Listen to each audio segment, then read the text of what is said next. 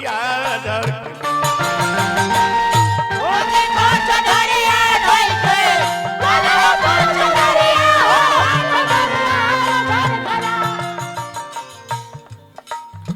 राजू पहलवान के पूरे मंडली की ओर से मुखिया पद के प्रत्याशी नारायणपुर बड़े भाई अजय महाजन जी, छोटू भाई मुकेश गुप्ता जी, बहुत बहुत रुपए के पुरस्कार।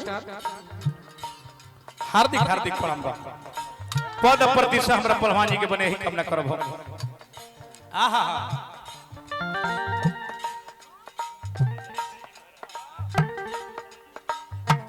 मिश्रानंद महाराज जी को से आज गोड़ लगता है आशीर्वाद की प्रतीक्षा।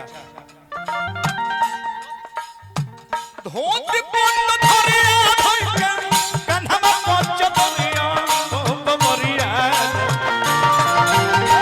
धोती बंद धरिया धइके कन्हवा पहुंच दुनिया ओ बबरिया घूमत होई हन कौन सहरिया हो बबरिया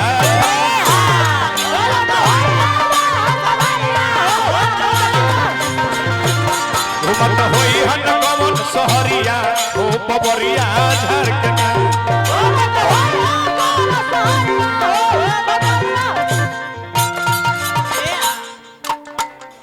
सुधा डेयरी के सचिव चिन्मन यादव जी मनोहरपुर के धरती से 1000 रुपए के पुरस्कार। हार्दिक हार्दिक प्रणाम।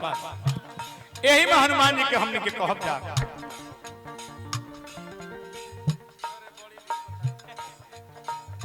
हमारा कुंवर जी के शिष्य हैं मिंटू हिटलर जी, भगवान पद प्रतिष्ठा बना रहे, बहुत दिन के बाद दर्शन कोई नहीं। यही में हनुमान जी के कहे संकट के मोचन होई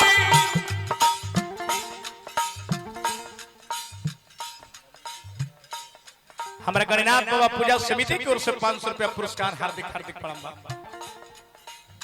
संकट के मोचन होई महिमा महानावा लगा के बना संकट के मोचन होई महिमा महानावा लगा के संकट के मोचन होई महिमा महानावा लगा के बना संकट के मोचन होई भजिल भजिल हो जवान लगा के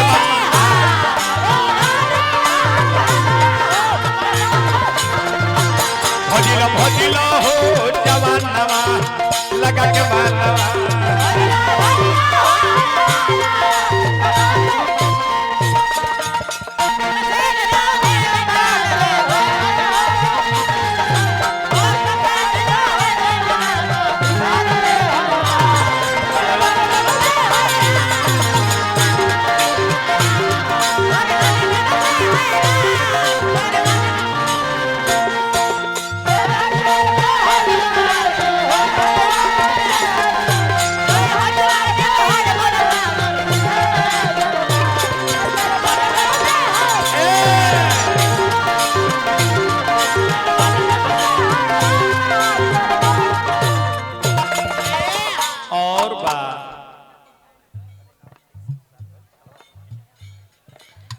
रविंद्र गुप्ता जी गंज भड़सरा टीम राजू पहलवान जी के मुखिया पद के प्रत्याशी। हमारे पहलवान जी के राजू पहलवान जी के पद प्रतिष्ठा में भगवान 4 चांद लगावस, पगड़ी पहनाए, यही कामना करो आजीवन बना रही। पद प्रतिष्ठा मुखिया पद के प्रत्याशी हमारे राजू पहलवान जी, उनके नाम हनुमान हो। उनके नाम हनुमान हो जो संभव के संभव बना देवेले। उनके नाम हनुमान हो।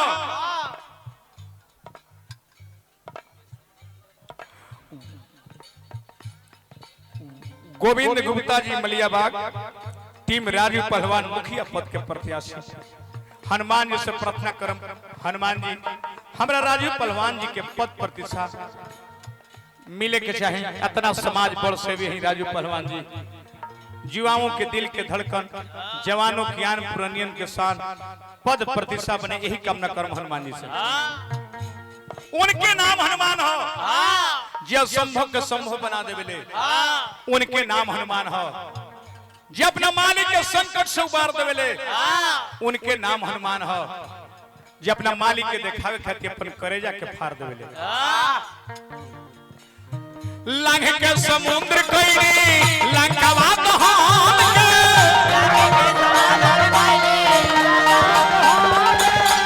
लांघ के समुद्र कईनी लंकावा दहन के,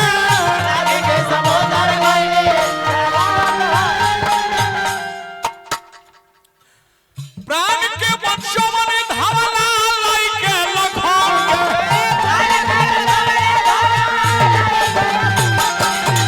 प्राण के बच्चों में धावला लाई के लखन के।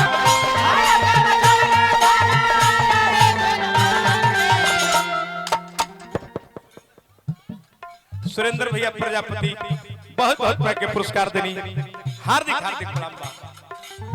वो सही बचोई है वो सही बचोई है आर कोहे सुंदर सानवा लगा के मनवा। वो सही बचोई है कोहे सुंदर सानवा लगा के मनवा।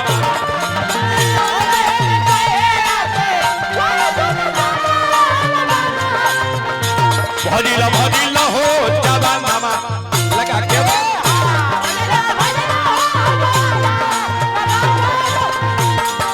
भजिला हो जवान मामा लगा के।